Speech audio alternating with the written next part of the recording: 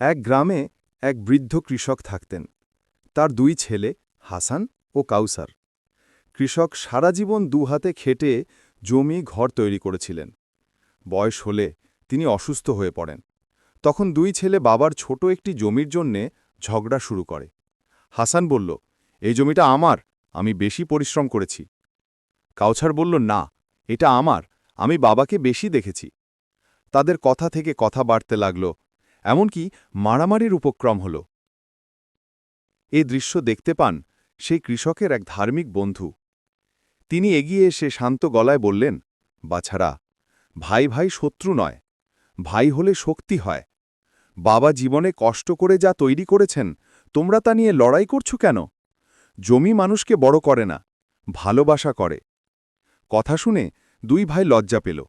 তারা একে অপরকে জড়িয়ে ধরে বলল, আমরা জমি ভাগ করব না, বরং একসাথে চাষ করব। বৃদ্ধ কৃষকের চোখে তখন তৃপ্তির জল। পরিবার আবার এক হল।